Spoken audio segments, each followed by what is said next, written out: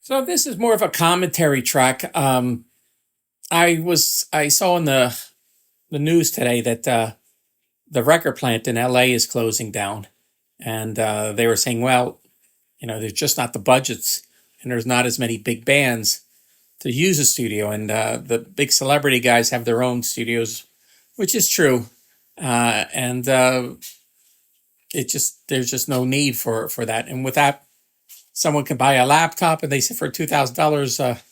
Buy a sound library and through AI, make your own song. But I think there's some things that are being overlooked here.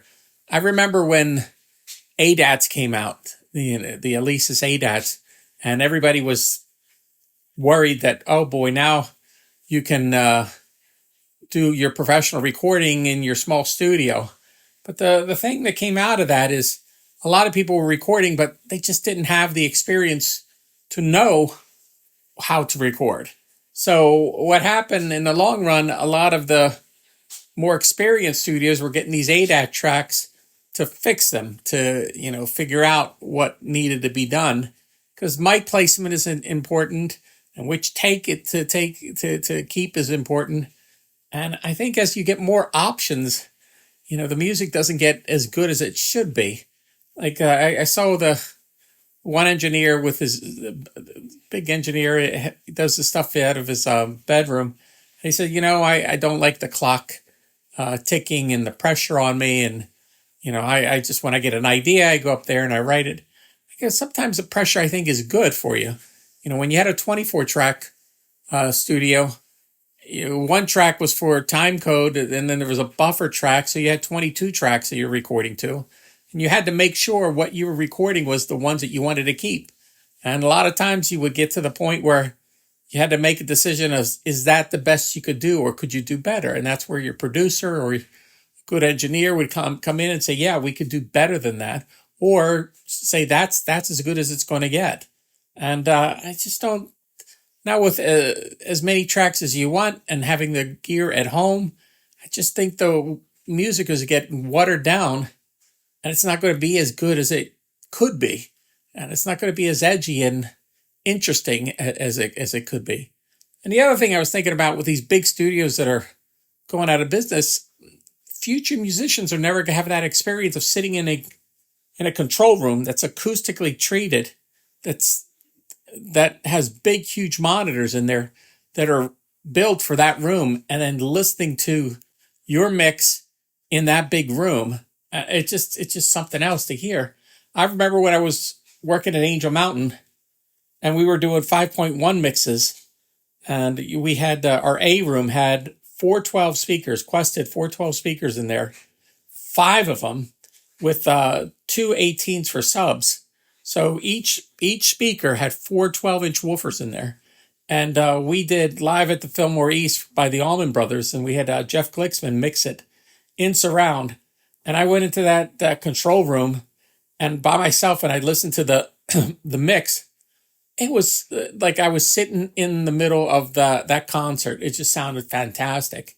And people aren't going to get that experience anymore. I mean, granted, that was a little over the top, but most big studios had big monitors that you could hear your mix in, and that's people aren't going to get that experience anymore. And the other thing is just being in a studio, that pressure on you to perform. So if you're doing the right thing, you've rehearsed ahead of time, you know what's going on, and you create incredible product. And it's kind of a way of filtering out the good from the bad.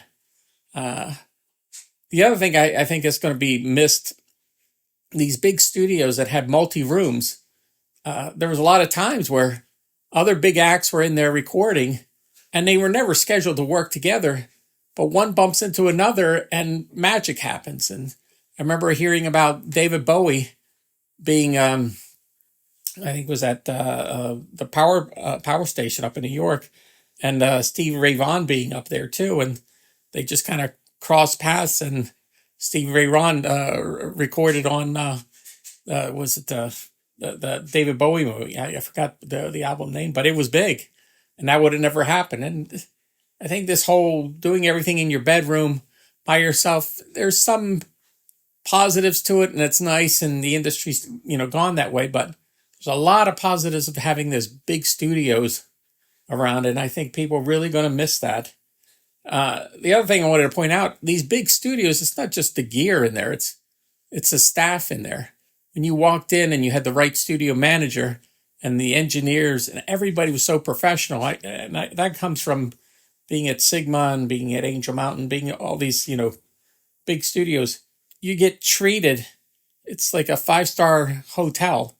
You're treated like the artist that you are, and you feel different about getting the work done.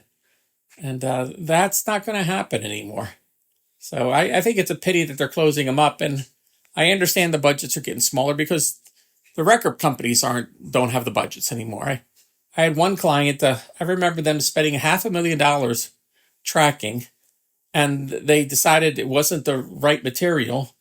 And then they just stopped and redid. They started from scratch. And the record company was totally fine with that because they were making a lot of money for the record company. But that's never going to happen anymore. Those kind of budgets. I mean, they're so tiny, if there's any at all. So we will see. But I remember also talking to some studio designers because I was dealing with a bunch of them, and asking them what their opinion was of what's going to happen with the recording industry as time goes on. And this was like 20 years ago. And I remember one of them said that it's all going to boil down to maybe 1 or 2 big studios per big market, and that would be it, because that's all they could support. And it wouldn't be, rock bands only. It's, for recording choirs and things like that. I remember the Warehouse recording studio, they recorded the Mummers, I think every year or so, and that was like crazy. But, think about it. Have a studio that could record the Mummers is something. So there's more commentary than anything else, but I wanted to, express my opinion.